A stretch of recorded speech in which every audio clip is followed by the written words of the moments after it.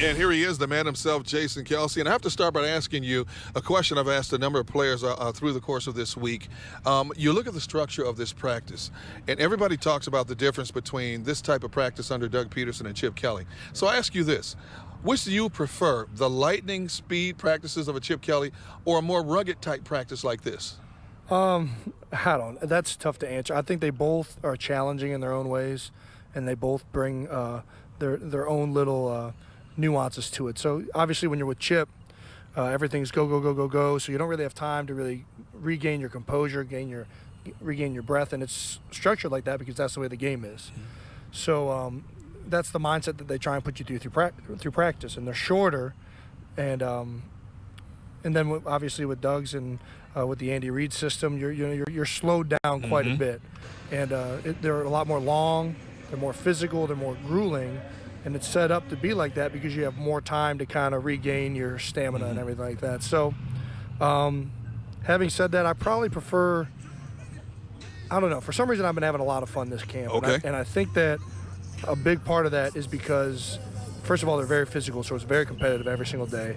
And then second of all, as a big guy as myself, sometimes you get winded. Having that little bit of a huddle every once in a while kind of helps out. You know, but the opinions vary so much in today's football. Some teams hit in training camp, some don't. From your perspective, is hitting in training camp necessary? I don't know. Obviously, we feel it is, so we're doing it.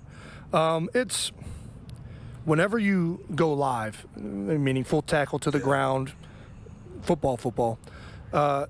It makes things a little bit more intense, you know. And it's not just the running back trying to break tackles and stuff like that. It makes the whole drill more intense because it makes it more competitive. You know, this is real. You know, it's our job to make sure that this guy does not hit that running back. You know, when it's a thud, it's a little bit.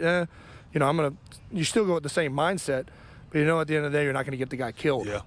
And I think it brings a lot more competitive, a lot more intensity, a lot more effort to the drills, especially on the defensive side of the ball. When you look at the dark side of that, though, you look at what happened in today's practice. Zach Ertz, Marcus Smith leave practice with possible concussion symptoms, although Ertz was later cleared. Yeah. Jordan Matthews goes down with a possible knee injury. And that's the downside. You know, obviously you're going to have a few more injuries. So, I mean, you can't have it both ways. Yeah. Either you don't hit and you try and stay healthy, but then you're kind of sacrificing a little bit of that edge to a defense, especially, and really just fundamentals of running to the ball and tackling. Yeah. Or you hit, and you can't tell a guy that it's a live situation and to tackle, in my opinion, while also telling him to be smart and not go after somebody, unless it's like a very obvious, you know, defenseless player. But you know, that's the constant battle we're fighting right now. You were a big supporter of Chip Kelly's offense. A number of your offensive players have told me that it got to a point where the offense became stagnant and defenses started to figure what you guys were doing out. Was that a fair assessment? Yeah, I think so, yeah. Well, it's harder to... It's a lot more complicated than that. Okay. I think that we were always, honestly, especially in the first season when we led the NFL in rushing, we were very predictable.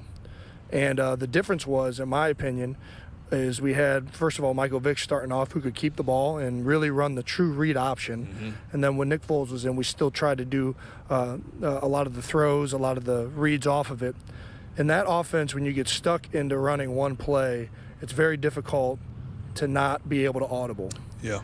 And I think early on we struggled offensively, by and large, partly because of scheme, also because the offensive line, quite frankly, was not doing as good of a job. And really, when you combine the two together, it really culminated in us being very poor. And then we started to develop as the season went along. It developed, and we tried to do things to kind of help that situation out. And it really never got where it probably needed to go. Okay. And you know, that was really the thing that we were struggling with all year, in my opinion, was trying to put ourselves in a good situation while still maintaining a lot of the core principles of the offense, and it was a battle.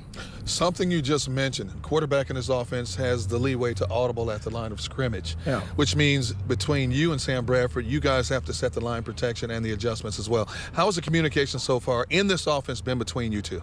I think it's been great so far. It's only going to get better. I think as you game plan, I mean, right now we're not in the game planning. We're installing offense and really running basic principles. As we start to game plan, as we start to do, analyze blitzes, analyze coverages, things like that, that's when that communication is going to really need to take its next step.